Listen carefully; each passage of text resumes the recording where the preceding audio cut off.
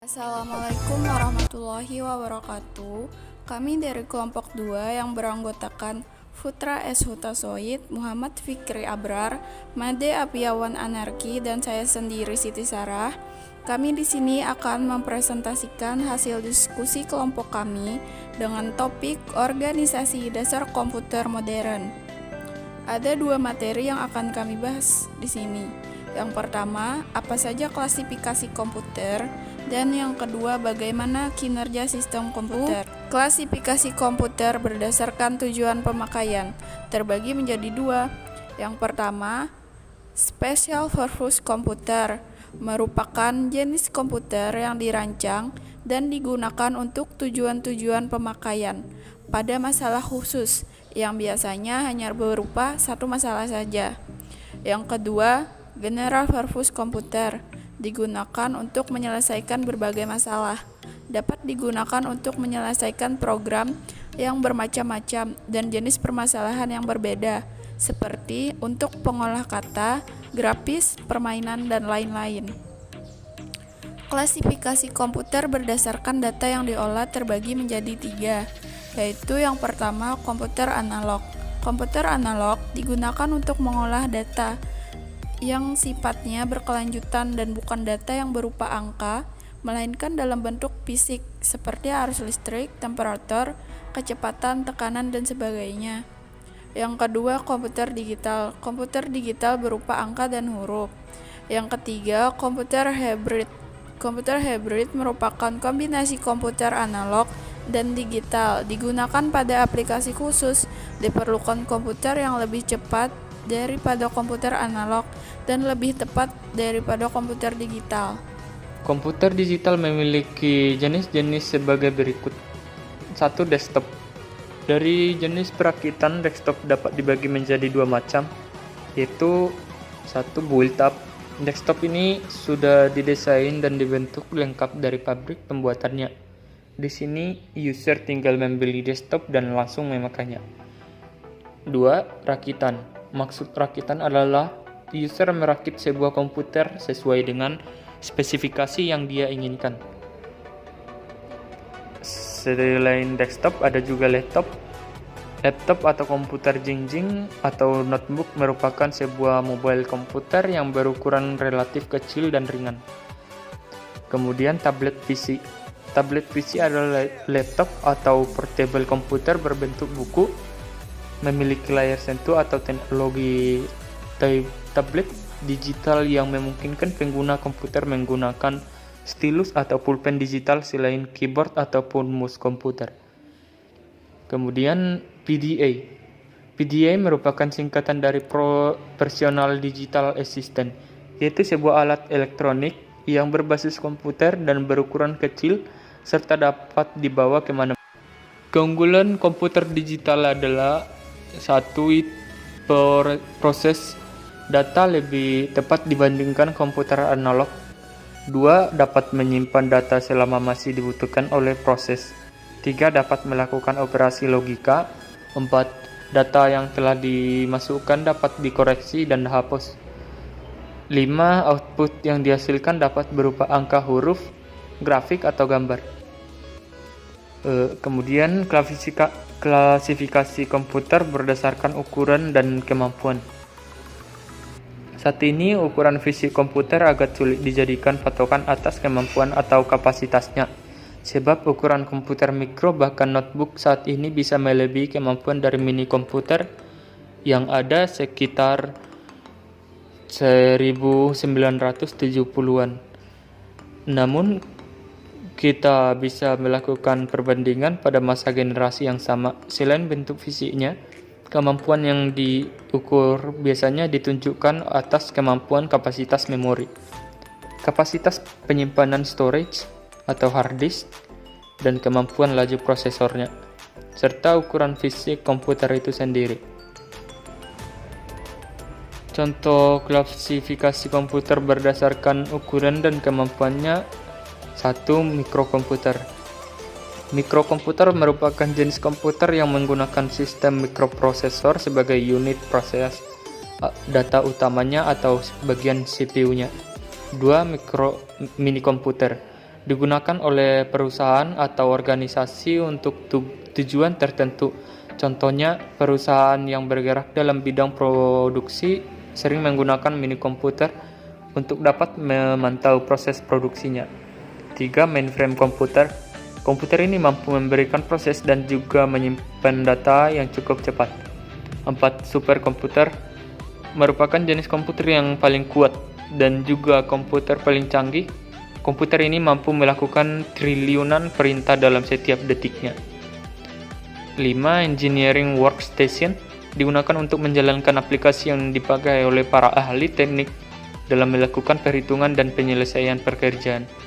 6. Microcontroller memiliki sebuah peralatan pokoknya sebagai sebuah komputer dalam satu chip, seperti pemrosesan atau processing, memori, dan input atau output. Kinerja sistem komputer. 1. Definisi kinerja sistem komputer. Kinerja sistem komputer adalah pengelola seluruh sumber daya yang terdapat pada sistem komputer dan menyediakan sekumpulan layanan ke pemakai sehingga memudahkan dan menyamankan pengguna serta pemanfaatan sumber daya sistem komputer tersebut. 2. Pengenalan kinerja sistem komputer. Pemahaman pada umumnya sistem operasi merupakan suatu software yang terletak pada lapisan pertama atau dialokasikan pada memori komputer pada saat komputer tersebut dinyalakan. Sedangkan software lainnya menyusul untuk bisa dijalankan setelah sistem operasi itu ada pada komputernya. Sistem operasi juga akan melakukan pelayanan terpusat untuk software yang berjalan di belakangnya. Ada banyak contoh sistem operasi komputer lainnya selain pada sistem operasi Windows. Di antaranya adalah yang pertama, Unix. Unix keunggulannya yaitu sistem operasi didesain dengan minimalis sebagai sistem operasi yang portable, multitasking, dan multi-user. Unix juga didesain supaya lebih dapat menekankan daripada workstation dan server. Yang kedua, Linux. Sistem operasi Linux ini juga menggunakan kernel berbasis monolitik, yaitu kernel Linux yang dapat menangani kontrol prosesor, jaringan, pengaksesan sistem berkas, dan lain-lain. Keunggulan Linux yang menjadi pembeda dari sistem operasi lain yaitu ia kebal terhadap malware. Yang ketiga, IBM OS2. IBM OS2 dibuat untuk digunakan pada komputer IBM sebagai pengganti sistem operasi DOS. IBM OS2 didesain untuk dapat menggunakan kemampuan penuh dari mikroprosesor. Yang keempat, Mac OS.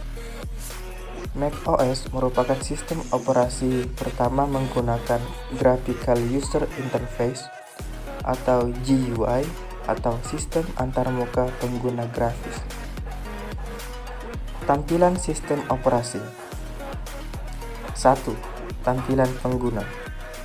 Sistem semacam ini dirancang untuk satu pengguna untuk melakukan monopoli terhadap sumber dayanya untuk memaksimalkan pekerjaan yang dilakukan pengguna. 2. Tampilan sistem.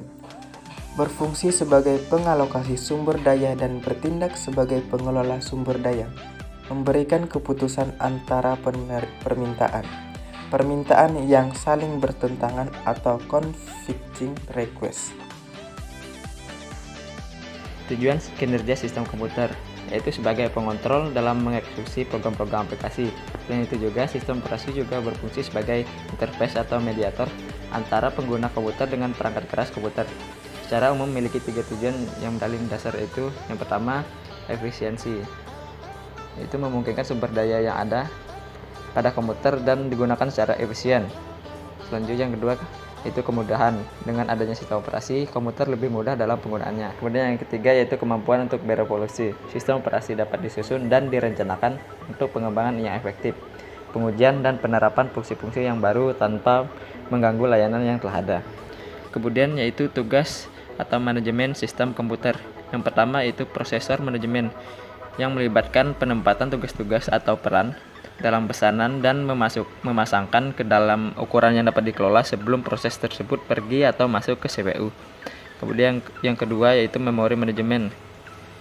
Manajemen memori yang mengkoordinasi data ke memori dari RAM dan menentukan kebutuhan untuk memori virtual.